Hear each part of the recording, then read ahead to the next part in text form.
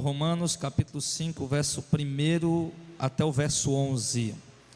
Sendo, pois, justificados pela fé, temos paz com Deus, por nosso Senhor Jesus Cristo, pelo qual também temos entrada pela fé a esta graça, na qual estamos firmes e nos gloriamos na esperança da glória de Deus. E não somente isto, mas também nos gloriamos nas tribulações, sabendo que a tribulação produz a paciência, e a paciência a esperança, e a esperança, aliás, a paciência a experiência, e a experiência a esperança. E a esperança, ela não produz confusão, porquanto o amor de Deus está derramado em nosso coração pelo Espírito Santo que nos foi dado. Porque Cristo, estando nós ainda fracos, morreu ao seu tempo pelos ímpios. Porque apenas alguém morrerá por um justo, pois poderá ser que pelo bom alguém ouse morrer. Mas Deus prova o seu amor para conosco em Cristo, em que Cristo morreu por nós, sendo nós ainda pecadores. Logo, muito mais agora, sendo justificados pelo seu sangue, seremos por ele salvos da ira. Porque se nós, sendo inimigos, fomos reconciliados com Deus pela morte de seu Filho, muito mais, estando já reconciliados, seremos salvos pela sua vida. E não somente isso, mas também nos gloriamos em Deus, por nosso Senhor Jesus Cristo, pelo qual agora alcançamos a reconciliação. Que o homem é justificado não pelas obras que pratica, não pela bondade do seu coração, não por dar um prato de comida a um pobre, a um necessitado, ou por trazer dízimos, como alguns pastores insistem em dizer que se o cabo não der o dízimo vai para o inferno. O homem não é justificado por trazer ofertas ou fazer votos. A Bíblia diz que o homem é justificado pela fé. E essa justificação é o quê? É quando Deus remove de nós a nossa culpa, quando Deus arranca de nós o nosso pecado. Ou seja, a Bíblia diz que Cristo Jesus é o Cordeiro de Deus que tira o pecado do mundo. E ali, quando Cristo se entregou na cruz do Calvário, era a oferta de Deus, o sacrifício que Deus estava fazendo, oferecendo o seu Filho, sendo nós ainda pecadores, para nos resgatar do pecado.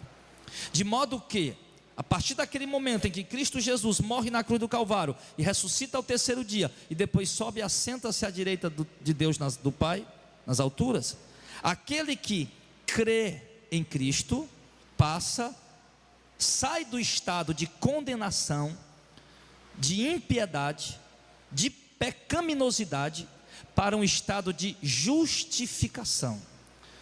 Ali, quando o homem crê em Cristo e recebe Jesus como o Messias, como o Senhor e Salvador único e suficiente, ele é justificado por Deus. É assim que funciona, é dessa maneira, é dessa forma. O exemplo que eu usei foi: uma criança, ela estuda, e a criança adoece, e aí quando chega no final do ano, ela perdeu muitas aulas por conta da doença, e as faltas que ela teve, vai fazer com que ela seja reprovada, embora ela tenha tirado boas notas nas matérias. Porém, se o pai levar seu filho ao médico, e pegar do médico um atestado que testifica que ele estava doente, você leva para o colégio, e ali a ausência dele vai ser justificada. De modo que no final do ano, embora ele tenha perdido tantas aulas, e as aulas que ele perdeu daria para reprová-lo, mas aquele documento justificou as suas faltas, de modo que ele é como se ele não tivesse nenhuma falta. Foi isso que Deus fez conosco. Deus nos justificou, mesmo nós não tendo feito, mesmo nós não tendo estado presente, mesmo nós não temos feito por onde, mesmo nós não temos feito por que nos justificar, mas ainda assim, com a morte de Cristo, Deus nos justificou. É como o atestado do médico. estava cheio de pecado. Acabei de dar o exemplo aí do atestado médico. Ele justificou as faltas e pronto, o garoto passou.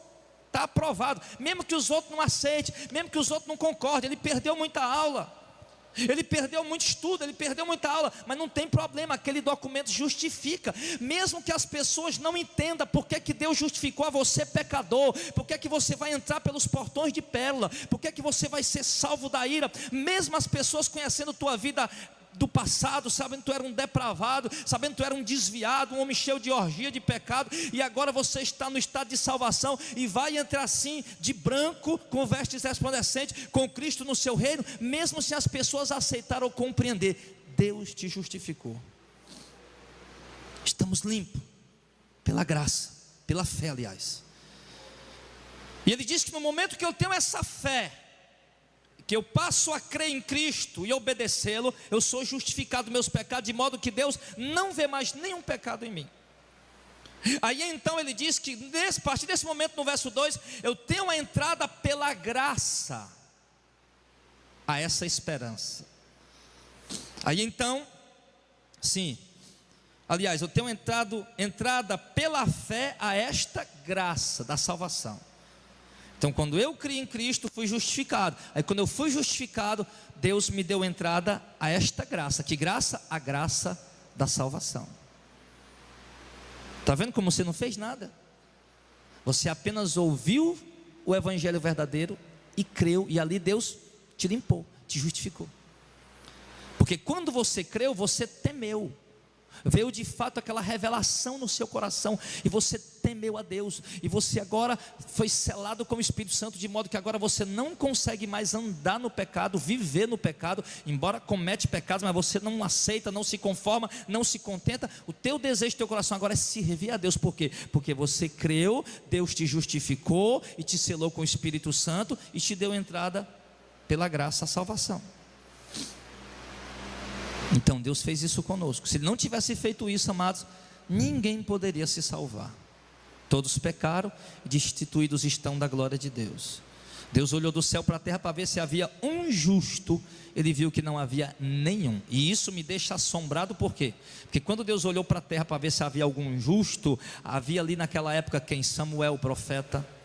Havia nessa época que Deus olhou da terra para o céu, do céu para a terra para ver se encontraria algum justo. Havia Moisés. Não que eles eram contemporâneos, mas no decorrer dos séculos, dos tempos. Deus na geração de Moisés olhou para ver se tinha algum justo. Deus não encontrou. Deus na geração de Elias olhou para ver se tinha algum justo. Deus não encontrou. Deus na geração futuras, os profetas, olhou na geração de Jeremias, na geração de Isaías, na geração de Malaquias, para ver se havia algum justo, e não encontrou. E Deus viu que por mais que aqueles homens se esforçassem para cumprir os preceitos da lei, ainda assim eles não tinham a capacidade de se justificar pelas suas obras. Aí então Deus, Ele enviou o seu Filho, Jesus, em forma de homem, da carne pecaminosa, mesmo sem Ele pecar, mas em forma da carne do homem, para que por meio de Cristo Jesus, homem, carne, Deus apagasse o pecado da carne do homem. E aí ele diz no verso número 3 que Deus não fez somente isso, mas ele diz também: nos gloriamos nas tribulações, sabendo que a tribulação produz a paciência. Amado, agora o que é que Paulo está dizendo aos romanos? Nós fomos justificados porque cremos, fomos selados com o Espírito Santo, e pela fé Deus nos deu acesso a essa graça de sermos livres da condenação e agora sermos salvos no seu reino celestial. Todavia, Deus também nos permite passar por tribulações. E nessas tribulações, amado, que Deus nos permite passar, Ele diz que é para que nós nos gloriemos nelas. E por que eu devo me gloriar nas tribulações ao invés de me desesperar, ao invés de murmurar? Eu tenho que me gloriar porque estou passando por tribulação, porque ele diz que a tribulação produz paciência. Quando o homem passa por tribulação, olha como Deus é sábio. Quando o homem passa por tribulações, ali ele aprende a ser paciente. Paciente é o que? É saber esperar. É saber esperar com calma, com tranquilidade. E é na tribulação que Deus nos ensina isso. E ele diz que a paciência produz experiências. Ou seja, é na tribulação que aprendemos a ter paciência. E é com essa paciência que nós temos experiências com Deus. E aprendemos e nos tornamos pessoas mais experientes na caminhada, para poder aconselhar os mais jovens na caminhada. E também nas tribulações que nós temos experiências com Deus. Às vezes a gente diz, eu queria ter uma visão como João na ilha de Pátimos. Mas olha o que João estava fazendo na ilha de Pátimos. Estava lá por causa da palavra de Deus. Ele estava lá exilado.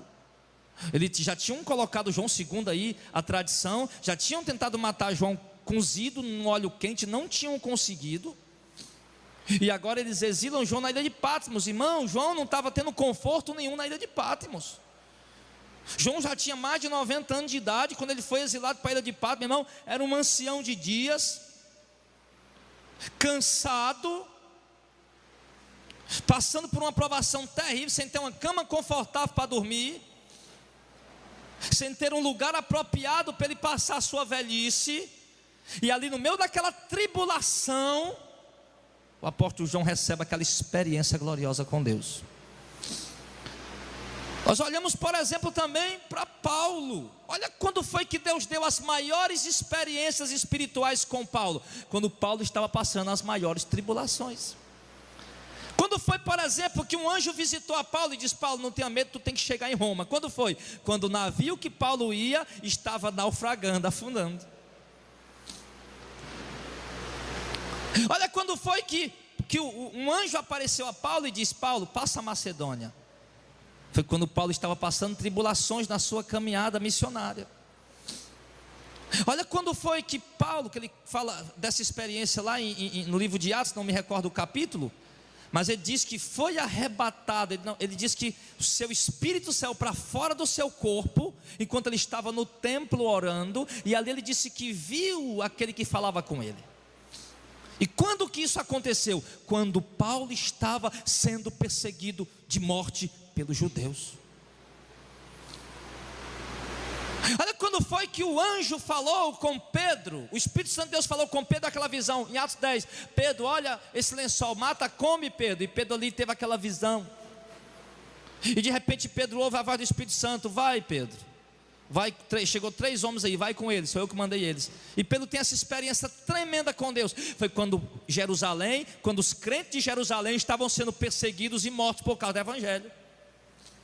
Olha quando foi que Filipe estava lá em Samaria e ouviu a voz do Espírito Santo, Filipe, vai lá para a cidade, para a estrada que está deserta. Filipe ouviu e foi. E depois ali Filipe prega para aquele eunuco, e Filipe desce com o eunuco nas águas, Filipe batiza o eunuco nas águas, de repente o Espírito de Deus já toma Filipe ali e arrebata Filipe, não precisou nem ele pegar carro, nem caminhar, já arrebata Filipe e leva para outro lugar.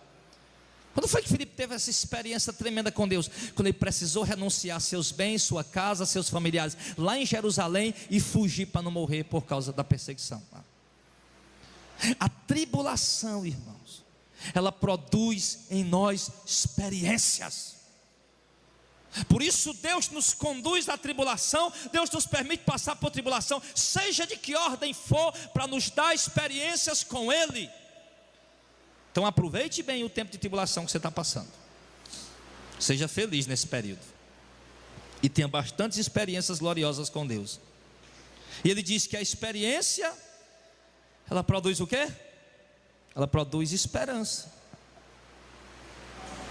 E a esperança é o quê? A esperança, irmão, é um sentimento de consolo, sentimento de conforto no meio das tribulações, um sentimento de conforto por conta de uma promessa que você recebeu de que as coisas vão melhorar.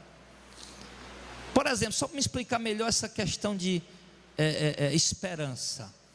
Digamos que uma pessoa está com um problema gravíssimo no seu coração e precisa fazer urgentemente um transplante de coração. E ali o médico diz: olha, rapaz, o seu caso é muito grave, mas se você fizer um transplante, você fica bom. E aquela pessoa volta para casa triste por causa da tribulação que ele está passando, mas com a esperança no seu coração de quê? De que se ele fizer um transplante, ele não vai morrer. E ali a vida dele, mesmo que todo mundo esteja ali desanimado, abatido, mas ele, o moribundo, pode prestar atenção na pessoa moribunda. Eu já ajudei muitas pessoas com câncer, já levei pessoas com câncer para se tratar. Enquanto eu via a família dizendo: olha, não fala para ele não, fala para ele não, eu via aquela pessoa, irmão, com esperança no coração. Eu visitava aquela pessoa, irmão, visitei pessoas ali em estado terminal mesmo, e eu ainda via naquela pessoa esperança de cura. Por quê? Porque havia ainda uma esperança. Aquela esperança trazia vida, trazia alegria, trazia regozijo para o coração. E a esperança que temos qual é?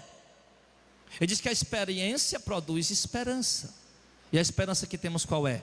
Que meio dessas tribulações, meio dessas adversidades, dessas lutas, dessas controvérsias da vida, Deus, meio dessas dificuldades que a gente passa, da simplicidade, da pobreza, da escassez, Deus virá nos resgatar para nos dar riquezas que o homem mais rico da terra hoje não tem nem 0,00001%, a riqueza que Deus vai nos dar. Que Deus vai nos dar um corpo glorificado, livre da morte, doença, problema, dificuldade. Nós vamos viver com Ele, reinando em glória, de um peso eterno com Ele nas mansões eternas. Isso é a esperança. E a tribulação nos leva a ter a experiência, e a experiência nos leva a ter essa esperança. De modo que a tribulação nos leva a ter paciência, a paciência nos leva a ter as experiências, e as experiências nos levam a ter essa esperança, de modo que assim o homem deixa de ser ansioso, deixa de ser cobiçoso. Olha o trabalhar de Deus, está vendo? Está entendendo o processo? Está entendendo o processo aí para poder chegar a esse ponto? Deus te pegou, tu era um cara totalmente ansioso, aí Deus te levou por tribulação, fez você crer, te deu a fé, te selou com o Espírito Santo, perdoou teus pecados, te deu a graça da salvação.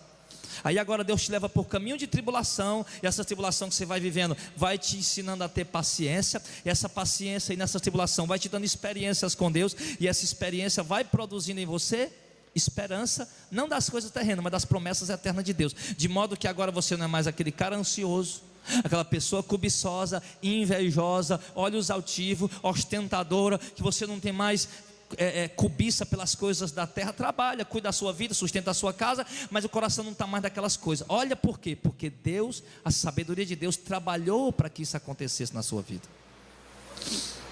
Não é assim que nós somos hoje?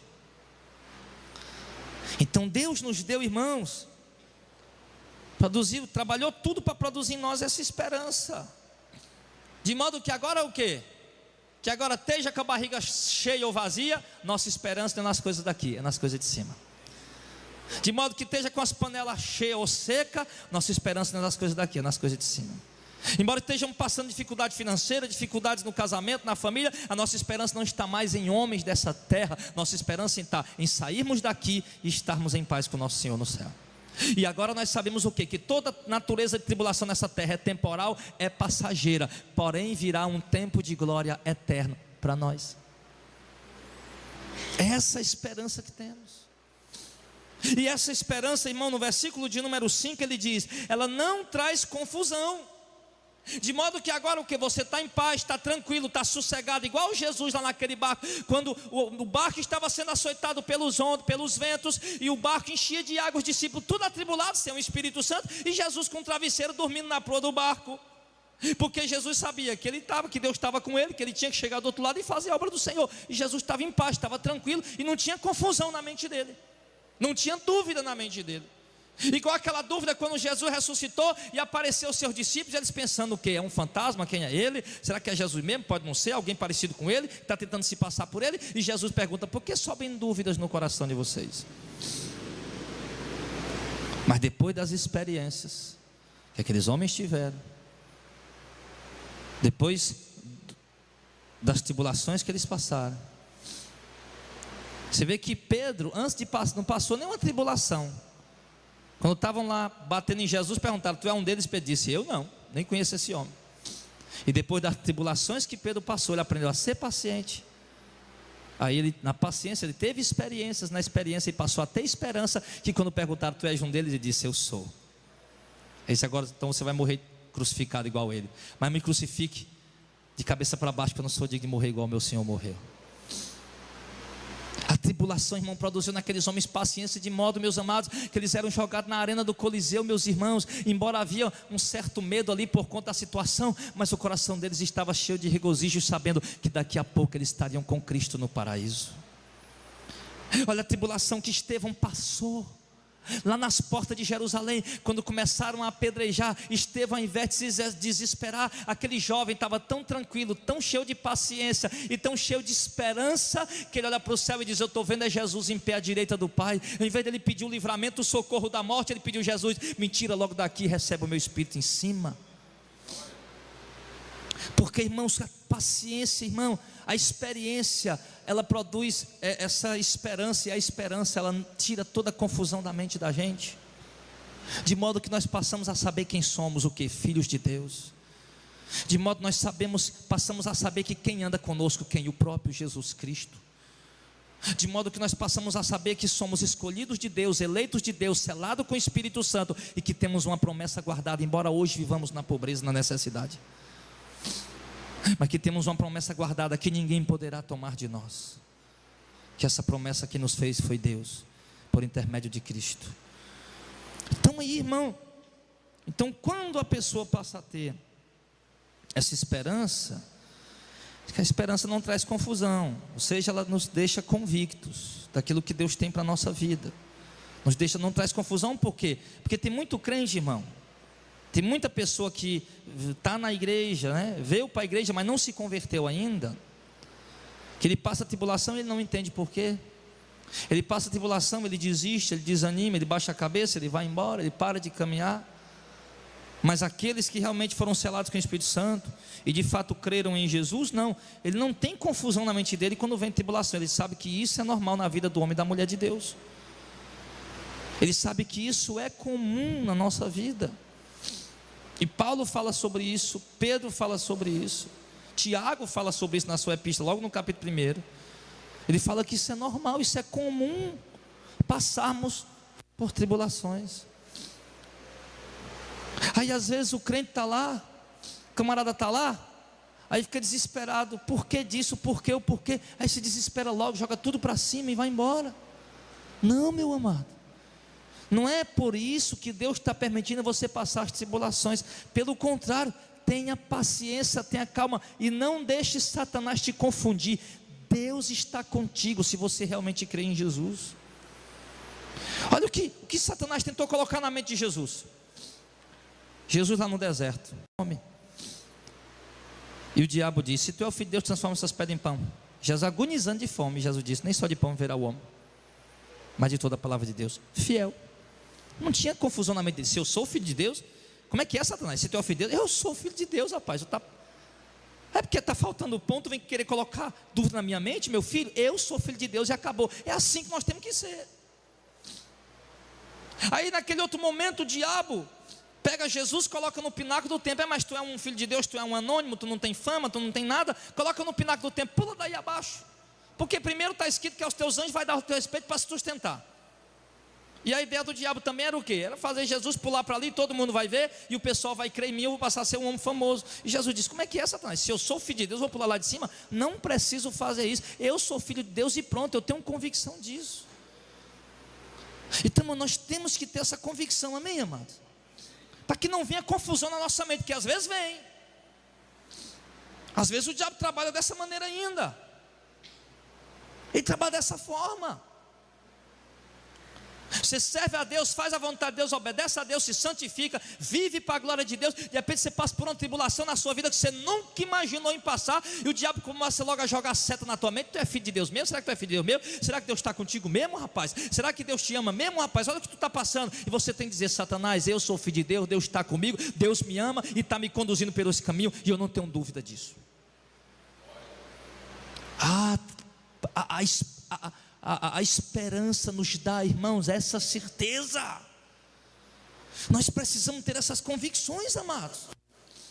Poxa vida, eu recebo mensagem de crente, irmão, pelo amor de Deus. Eu digo, meu Deus do céu, o que é isso? Que pergunta é essa do irmão? Ai, pastor, estou atribulado, eu acho que Deus vai me jogar no inferno, porque eu pensei umas coisas ruins. Meu irmão, pelo amor de Deus, quem que não pensa coisa ruim? Quem que não vem pensamento ruim na mente? Ai, pastor, acho que agora Deus vai me jogar no inferno, porque, pastor, eu desobedeci meu marido. Minha irmã, pelo amor de Deus. É claro que você não tem que estar desobedecendo seu marido. Desobedeceu por um momento, vê uma seta do inferno, um pensamento imundo, ou vê uma seta do inferno, um desejo imundo, meu irmão. Isso não significa que você não é mais filho de Deus. Luta contra isso, rebate isso, usa a espada do Espírito, usa o escudo da fé, meu irmão. Mas não deixe o diabo colocar dúvida na tua mente. Tenha esperança em Deus, nas suas promessas. E ele continua dizendo: a esperança não traz confusão, porquanto o amor de Deus está derramado em nosso coração pelo Espírito que nos foi dado. Ou seja, o amor de Deus foi derramado no meu coração, o Espírito Santo de Deus me foi dado, então acabou toda a confusão na minha mente. Pô, eu vou para o céu, para o inferno, não vou para o céu. Eu vou ser salvo pela misericórdia de Deus. Eu vou ser salvo pela graça de Deus, não é pela minha bondade, não é pelas minhas obras. Ah, Deus me abandonou porque Deus não me abandonou nada. Jesus disse: eu estarei convosco todos os dias até a consumação do século. Então o Espírito de Deus, irmão, é derramado em nosso coração. O Espírito de Deus nos foi dado. Aí a confusão acabou. Você só tem que aprender a confiar em Deus, amém, meu irmão? Luta, tribulação, levantes, ameaças, adversidade, confie em Deus e você vai ver o que é que Deus faz.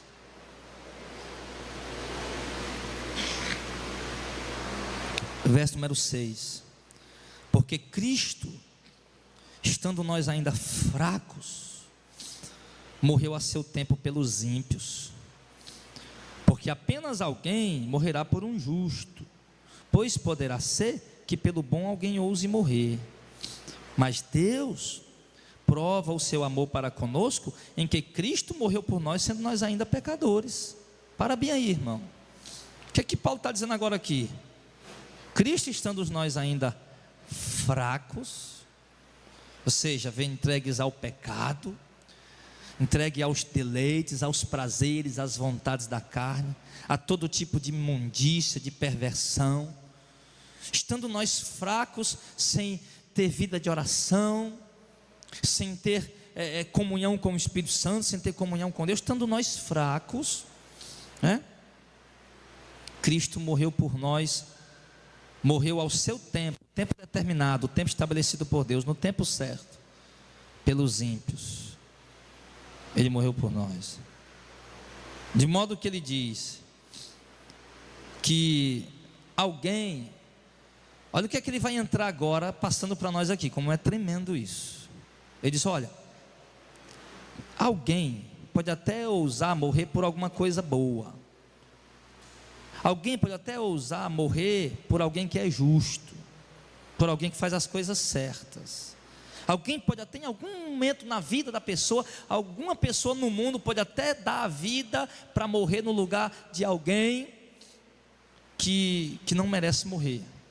Mas ele diz: alguém pode ousar morrer, mas Deus provou seu amor para conosco, em que Cristo morreu por nós, sendo nós ainda pecadores. Isso aqui está falando para tirar toda a dúvida da mente dos irmãos.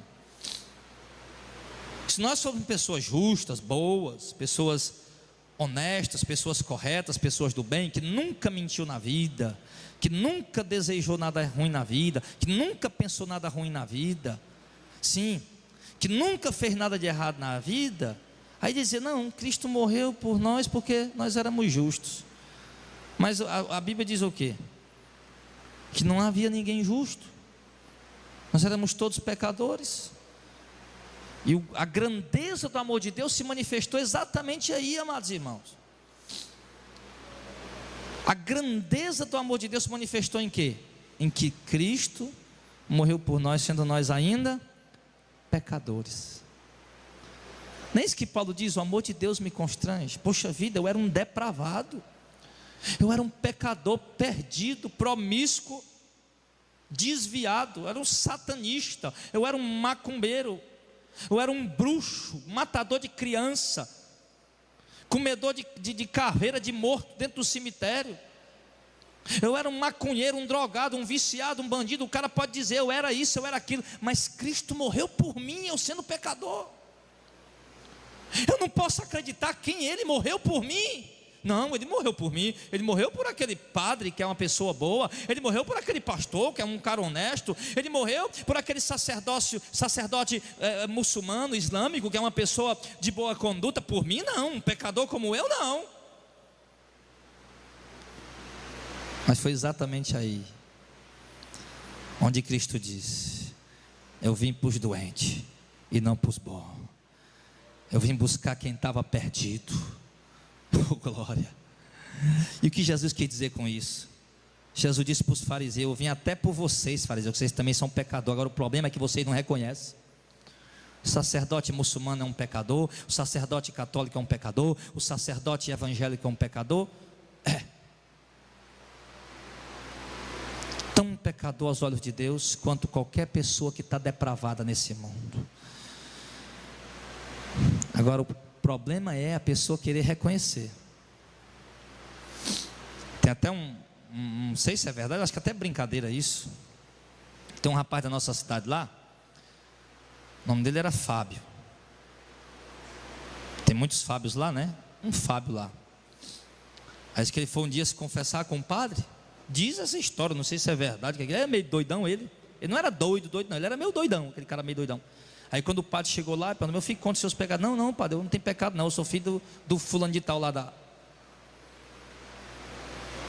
O cara achava que era justo porque o pai dele era uma pessoa boa. O cara achava que era justo porque o pai dele era uma pessoa do bem. Mas a Bíblia diz, irmão, que todos nós somos pecadores. A maioria de vocês eu só vejo aqui no culto. E quando eu olho para vocês, eu vejo uma conduta santa, irrepreensível. Pessoas do bem, pessoas honestas, pessoas do coração bom, gente boa. Na hora dos louvor vocês louvam, vocês choram. Na hora da pregação vocês param, ficam ouvindo atento. Porque eu só te vejo aqui, mas Deus te vê todo dia, toda hora, no deitar, no dormir, no levantar. Deus olha para os teus pensamentos, teus desejos, tuas intenções. E Deus sabe que você é um pecador. E você sabe também. Você sabe que os pecados que você cometeu não tem perdão. Você sabe que os pecados que você cometeu foram hediondos. Você sabe que os pecados que você cometeu foram brutais. Foram pecados imundos. Mas a Bíblia está dizendo o quê? Que Jesus Cristo morreu por você, para limpar teu pecado, para pagar teu pecado. Sim, por você. Não adianta o diabo ficar jogando na mente: porque não tem perdão pelo pecado. Tem sim. A Bíblia diz em 1 João capítulo 1 que se nós confessarmos o nosso pecado, Ele é fiel e justo para perdoar o nosso pecado e nos purificar de toda injustiça. Que não há pecado que o sangue de Cristo não possa perdoar. Não há pecador que o sacrifício de Cristo não possa purificar. E o que é que Ele quer explicar isso para nós? Cristo morreu por nós sendo ainda pecadores. Preste atenção, no verso 9. Logo, muito mais agora, sendo justificados pelo seu sangue, seremos salvos por ele da ira. Por quê? Verso 10. Porque se nós, sendo inimigos, quando estava no mundo do pecado, fomos reconciliados com Deus pela morte do seu filho, a qual ele fez com que morresse por nós, né? Quanto mais, estando já reconciliados, seremos salvos por eles da ira. Você entendeu o que é que o texto está dizendo? Deixa eu explicar para você. Ele está dizendo: olha, irmão, não tenha dúvida que Deus vai te salvar. Não tenha dúvida que Deus vai te levar salvo para o seu reino celestial. Por quê? Porque quando tu era um pecador, Jesus morreu na cruz para te salvar. Quanto mais agora que Deus já te reconciliou com Ele. Se Deus veio ao teu encontro para te resgatar, sendo tu um pecador, muito mais bênção agora Deus vai te dar, tu já estando reconciliado com Ele. Se quando tu estava longe de Deus, distante de Deus, Ele se preocupou em vir ao teu encontro para te resgatar, muito mais agora Ele te abençoa e te ama, tu já estando reconciliado com Ele. É isso que Ele está falando. Você entendeu aí, irmão? Amém? Quer dizer, nós estávamos lá no mundão desviado, sem conhecer a Deus, cheio de ídolos e idolatria, adorando tudo que era imagem, fazendo tudo que era errado. Aí Deus foi lá e veio e me resgatou. Me resgatou. Aí agora que eu já estou reconciliado com Ele, muito mais Ele vai me abençoar. Aí Ele diz: muito mais estando já reconciliados, seremos salvos pela sua vida. E não somente isso, mas também nos gloriamos em Deus, pelo qual agora alcançamos a reconciliação. Amém. Paulo está tentando explicar para os judeus, irmão, que ninguém deve se gloriar porque guarda a lei. Ninguém deve se gloriar porque é uma pessoa de boa conduta. Paulo está dizendo para eles que nós agora nos gloriaremos em Deus, que por nosso Senhor Jesus Cristo, pelo qual agora alcançamos a reconciliação. O que Paulo está concluindo dizendo? Que nós alcançamos a reconciliação, não foi por nossos esforços ou méritos, mas foi por meio do nosso Senhor Jesus Cristo. Nós estávamos inimigo de Deus, separado de Deus. É quando Cristo morreu na cruz do Calvário, Deus nos reconciliou com Ele. No momento em que cremos em Jesus, Deus nos reconciliou com Ele. E Ele diz que essa glória nós devemos dar a Deus e não a nós. De modo que Ele está dizendo para nós aqui, irmãos, esquece esse negócio. Ai, porque eu dei um prato de comida a um pobre, Deus olhando de bons olhos para mim, eu vou ser salvo. Ai, porque eu não dei comida para os pobres, Deus vai me jogar no inferno. Esquece isso. Ajude os pobres sempre que você puder. Faça o que você puder por eles sempre. Mas entenda uma coisa: isso não interfere em nada na sua salvação. Que a sua salvação, você foi salvo e reconciliado com Deus por obra do próprio Deus e não por obra tua. O próprio Deus veio te resgatar por meio de Cristo. De modo que agora, resgatados e reconciliados com Deus, o que é que Ele fez? Ele colocou em nossos corações a prática das boas obras. De modo que agora o crente que crê, que é selado com o Espírito Santo, ele vive na prática das boas obras sem esperar a recompensa de Deus. Ele vive na prática das boas obras sem esperar que Deus venha lhe dar algum benefício por causa disso. Ele vive na prática das boas obras porque essa é a semente, o fruto que se manifesta na vida daqueles que têm a semente de Deus em si. Então, amados, nós devemos entender, compreender isso. Paulo está tentando explicar aqui para judeus que a justificação é pela fé, para nós, né? No caso aqui hoje, para os romanos lá na época, os crentes que estavam em Roma, mas agora está dizendo que a nossa salvação, a justificação é pela fé, e aí somos salvos pela graça, e aí Deus nos conduz por caminhos de tribulação para poder moldar o nosso caráter, forjar um caráter novo de homem e mulher de Deus. E passando por essas tribulações, nós vamos aprendendo a esperar mais em Deus, a ser mais paciente, a saber que Deus tem a solução para tudo na hora certa, no tempo certo, não no nosso tempo, não na nossa hora, mas no tempo dele, na hora dele. Nós vamos aprender a descansar em Deus, vamos ter experiências com o Senhor, aí vamos passar a ter a esperança viva em nosso coração, e aí a esperança não vai mais trazer confusão, não vai mais haver confusão em nossa mente, porque o Espírito de Deus já está em nosso coração, e a Bíblia diz que é o próprio Espírito de Deus quem testifica com o nosso Espírito que nós somos filhos de Deus. E aí agora Paulo diz que Deus ele provou o seu amor, que nós estávamos desviados no mundo, mas Deus provou o seu amor para conosco, pelo fato de Ele ter entregado Jesus para morrer para nós na cruz do Calvário. De modo que, sendo nós inimigos, Deus nos amou, muito mais agora que Ele já nos reconciliou com Ele. E aí Ele conclui dizendo o quê? Que se nós éramos inimigos, Deus nos amou, muito mais agora que Ele mesmo já nos reconciliou com Ele. E aí então Ele conclui no verso 5, claro, nós concluímos, que Ele não conclui, vai continuar o verso 12 em diante, né? Ele concluímos no verso 11 dizendo que o único motivo que nós temos que nos gloriar pela nossa salvação é em Deus e em nosso Senhor Jesus Cristo. E assim nós temos a confiança que se foi Deus que me deu, eu não vou perder, porque Ele me deu, me entregou, e Ele mesmo se responsabiliza para me guardar até aquele dia do Senhor. Como disse Paulo, que o Senhor me guardará a salvo de toda obra maligna e me conduzirá a salvo para o seu reino celestial. E nós temos que andar nessa fé, amados. Nós temos que andar nessa convicção de que Deus nos guardará e nos levará a salvo para o seu reino celestial.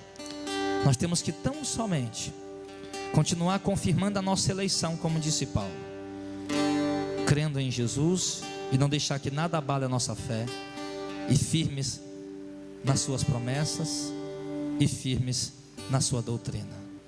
Amém? Seja firme na sua fé em Cristo. Foi Deus quem te deu essa fé. Seja firme na sua conduta, santidade na doutrina do Senhor. Deus vai te ajudar. E seja perseverante até o fim, no meio das tempestades de tribulação, porque Deus está contigo toda hora.